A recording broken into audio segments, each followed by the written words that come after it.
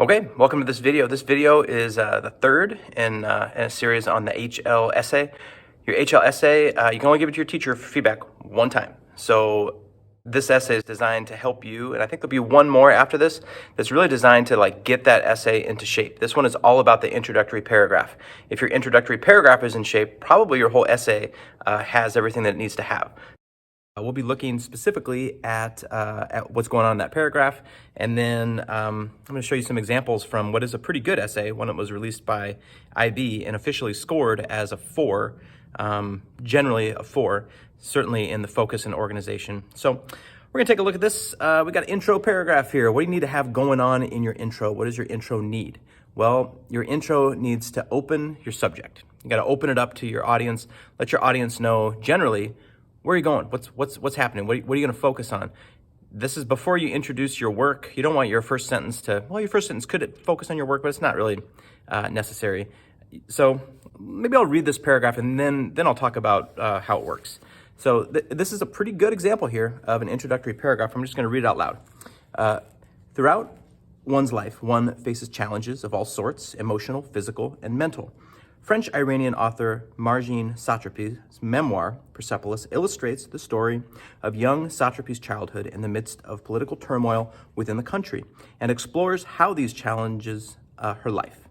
As Marjane grows in age, she is forced to adapt her changing surroundings and accept the societal norms around her.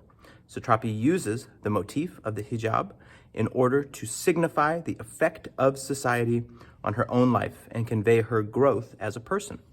The hijab manifests itself as 3 different themes. Initially, established itself as devotion and revolution, eventually morphing into that of oppression following the rise of Islamicists, and finally forming into redemption as Marjane returns from Austria, which parallel Marjane's own growing personality as she ventures through the different stages of her life. And so this is not perfect. It's not the best thing I've ever read, but it does do the things that an introductory paragraph needs to do. What are those things? Well, it needs to open the subject and the topic and give the reader some idea of relevance, that you're not wasting your time. You're not reading about something that doesn't matter. You're reading about something that matters a great deal. Hopefully you feel it matters a great deal. Otherwise, your paper is going to be almost impossible to write and probably impossible to have it be good. Second thing that needs to happen in that opening paragraph is you have to establish the academic style, tone, and voice, which means quite specifically, you're going to have cognitive action verbs, verbs that do work. And the more action you have in your verbs and the less passive verbs, the fewer passive verbs you have, the better it's going to be. It needs to be in present tense. It needs to use 3 different types of sentences. I mean, it's not like a rule, I'm not like, hey, this sentence is this. I see a compound sentence and I see a simple sentence, but I don't see, that's not there so much as that, that's a feature of the style. And you can't have any errors. At this point in your HL essay, you're very specifically, your teacher is not supposed to edit your work to be that's an error, that's an error, that's an error, that's an error. So you need to use those sentences, but it'd be better to not have complex sentences and not have errors than it would be to use them with errors. So no errors is really important for this particular essay because you have weeks to think about it, weeks to write it, weeks to revise it. It's a work that you should have gone through with your teacher, so you should have a very good understanding of how it works. Use I sparingly, if at all. Some teachers are never use I. Sometimes using an I statement is what you need to help get you where you need to go. So I'm not always, just against it, but be very careful with it. You need to introduce, define, and contextualize your work. And then you need to construct a thesis statement and then something about organization. So how does that work? What does it actually look like in this essay example that we have? That is definitely a 4. These are the scores that were officially released. This is how teachers figure out how good a paper has to be to earn certain scores. No 5s, but 4, 3, 4, 4. This is criterion C. This is the focus and organization. This is huge for that opening paragraph. That opening paragraph, in fact, the IB recently published a set of tips, and it's like your thesis statement and that inquiry that you have. If it's not working, and it'll be very clear from your first paragraph if it's not working. If it's not working, you're hurting yourself in C and B and A, Because like, what are you analyzing? If you're analyzing something that's not clear or it doesn't seem to connect in any meaningful way to anything that matters, that's a big problem. So in this first paragraph, this is, and I use the colors here. I don't know if I can kind of do it like this, but like, as a careful reader, I'm looking for markers about what's happening. So open subject and topic with some statement about relevance. Throughout one's life, one faces challenges of all sorts. That's a very general topic, very general statement, but it invites me into a paper where, okay, we're talking about challenges, we're talking about emotional, physical, we're talking about life. We're talking about living life. Okay, I got you. Establish that academic tone with cognitive action verbs. I just put green boxes around all of the verbs in the first sentence just to see what's going on. Faces, illustrates, is forced, manifests. Those are pretty good. The rule is like, it's not like that you can never use a passive verb or a passive verb acting as a helper.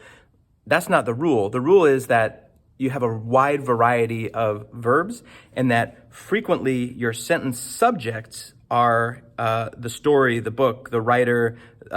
This is a feature in the book. That's the subject of the sentence and not you. What else do we have? We got present tense. Yep, one faces challenge. It illustrates, is forced, okay? Use iceberg. We got 3 sentence types with no errors. As Margine grows in age, comma, she is forced to adapt. Here's quite a sophisticated sentence here, and it works out okay. This is not perfect grammar-wise. There are some kind of jarring errors in the way it's constructed, but you can tell because really it's all about clarity and meaning and not necessarily perfection. So the imperfections in grammar and word choice for this, they don't destroy the meaning. They don't make it impossible to understand what the writer is going for. And then we have introduce, define, contextualize work. That one is right here. Illustrates the story of young Satrapi's childhood in the midst of political turmoil with the country and explores how these so this is like putting analysis into your opening paragraph. So it's good to have phrases or pieces of sentence that like are really defining the work to you as a reader, or for the context of this paper. That is what Satrapi's work is about. Those are things that are really important. And then you have a clear thesis statement, which I've put the whole thesis statement here. It's a couple sentences, or maybe it's one long sentence, 2 sentences, where primarily she's saying that what's going on? Oh, well, the hijab is used to signify the effect of society. So that's her debatable, arguable point. Not every reader would read it that way. Not every good reader would read it that way. So throughout this paper, she's gonna prove to the reader that this is a very important, beneficial, powerful way to interpret the text, because that's what it's all about. It's all about getting value from the text and getting value from my experience reading this paper. I want to learn something about your interpretation of the text. And then we have, importantly, something about organization. And that comes in sequence. She didn't say, in this paper I will. That's not like the worst thing to do. And sometimes that will help you realize, well, I don't know what I'm going to do in this paper. I don't know what I'm going to prove. And then you can take the I out when you get a little bit later. But she embeds her organization right here. The hijab manifests itself on 3 different themes. Okay, you're going to look at it thematically. The same symbol at 3 different points in the novel, you're saying it means 3 different things. That's interesting to me. That is a cool way to organize your paper. So you're saying initially it establishes this, devotion, revolution. Later, it's going to be something about oppression. And then finally, there's going to be this redemption.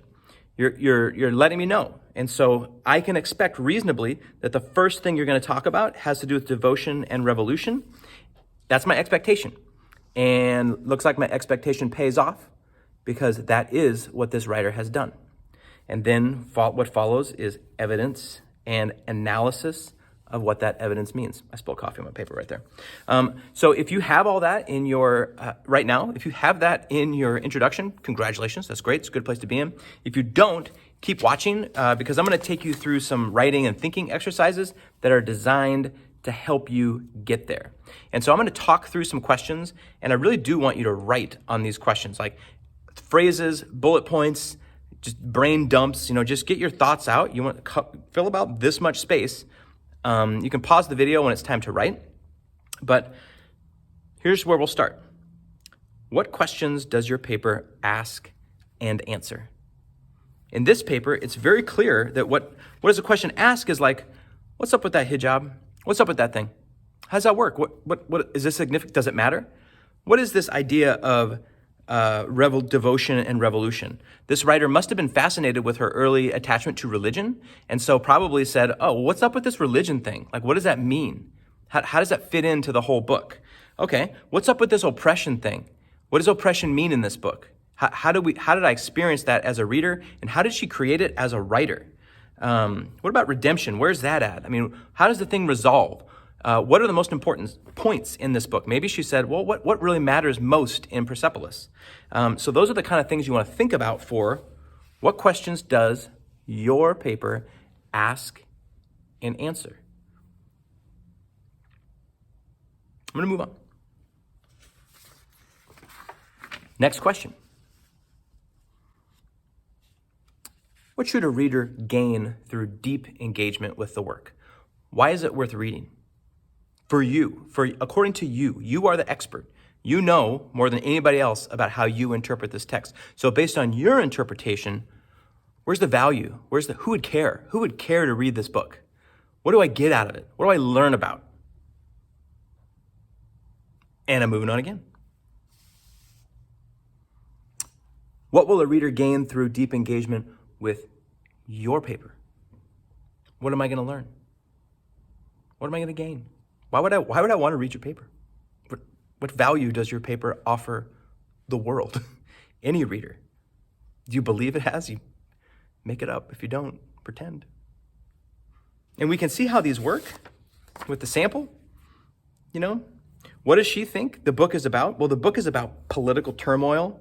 It's about accepting societal norms. That's what the book is all about, according to this writer. Okay, well, what am I going to gain through reading this paper? Oh, I'm going to learn about these 3 different themes. I never saw it that way. I never thought about the one single motif or symbol reflected in 3 different ways. I never thought about that. So cool. I'm going to read this paper, and this paper is going to deliver a new understanding to me about how this works. Speaking of how does it work, if you're still watching, maybe it's because your paper's a mess and you don't even know what you're writing about. That's okay. Here are some of the options that you have. This is directly from the rubric. Your paper needs to be an analysis of textual features and broader choices. So any book is made up of millions of possible choices. Some of them are really big, some of them are really small. So you are going to examine some of those that you feel are most meaningful or important. So what are your options? Well, form, genre, language, metaphor, structure, imagery, setting, character, context, illustration, it might be a graphic work, dialogue, narration, maybe ambiguity, maybe the way that it's not clear. One way that you can investigate a work is you can say, what was hard about it? What's weird about it? Or what was unclear? And then you dig into that, and you can use it as a means of discovery, investigation. If it's dialogue, narration, ambiguity, stage direction, conflict, climax, symbol, paradox, really anything. It's very broad. This is very broad. So those are the kind of things you can think about, and the question is always, how does this work? How is the meaning being conveyed? Here's a couple different ways you can approach your thesis statement and then the organization for the rest of your paper. One of them is you can have a thesis about what I'm supposed to learn from the novel, which is really kind of thematic. What is the value of the novel? Where is its greatest truth? And how is that greatest truth conveyed? Maybe through some separate features. So you look over here and you're like, gosh, when I think about this novel, the stuff that's really cool is I just love this one character. This one character, gosh, if I love this character so much that I actually started crying when he or she died, the author must have done something special must have done something very, very well and very interesting, and something that deserves careful study and analysis with respect to that character or the characterization. Yeah, I'm going to do that. I'm going to look at characterization. I'm also going to think about that moment when he or she died. That conflict was so perfectly orchestrated, so perfectly tuned. How did that happen? How was it? Was it the setting? Was it the imagery? Was it the structure? Was it how? There must have been something that made it so when I was reading that novel, in that moment, I was completely swept up. I was completely carried away. I was completely, or maybe you're writing about drama, and maybe it's the stage directions. Maybe there's something surprising or shocking or weird or creative in the stage direction or the setting or the way things were created. So this is, I think is probably the simplest way to write a paper like this is you have some kind of statement about what's most valuable or important or surprising or and then through this, and this. You can see it at different points in the novel. You can explain how it works. You can talk about those metaphors and like several different times in the metaphor. Maybe at the beginning, in the middle, or the end, you see these metaphors, and maybe it's a metaphor that continues or a symbol that you find throughout. And then you talk about a different way to approach that same thesis through a different choice or a different set of choices. So it's kind of like feature choice number 1 and feature choice number 3 and feature choice number 3. And if this all works out with my analysis and I'm proving to you that, yeah, this is the way this feature works, and this is the way this one, and this is the way this one, see, my thesis is true. I've proved my thesis. I've taken you on a little journey of my thinking. Next one has to do with, this is kind of how the satrapy essay, this is kind of how this one was organized, in that it looked at 3 different points in the book. So I called it a passage or plot point, or a passage or plot point, or a passage or plot point, and beginning, middle, end. And maybe it's a theme that it develops throughout, or a character's journey, or there's something like these moments, or maybe for you, these moments were the most important, the ones where you felt most engaged with the text. And when you put all that together, what was it? What was it that made me feel so engaged in that moment? Oh, it's because the thing I cared most about was the revolution, and how this novel, poem, play, piece of nonfiction investigated, gave me something so valuable with my knowledge of like, how does someone overcome an injustice or something like that? And it was these moments. And in this moment, there was this diction and dialogue, and I cared so much about this character. And in this moment, it was, so this becomes 1 or 2 paragraphs, 1 or 2 paragraphs, 1 or 2 paragraphs, and you've proven your thesis. You can, of course, also do anything else that works, that matters to you, through different, whatever. Each one of these is a question mark. But the idea being, like, if this holds together, and this holds together, and this holds together, see? My thesis makes sense. That's what we're going for. The next video that I'm going to do is going to look at paragraphs, building paragraphs, and what specific language you should use. I've got a bunch of tools that I'm working on, so hopefully that one will appear sometime next week, something like that. Thanks for watching.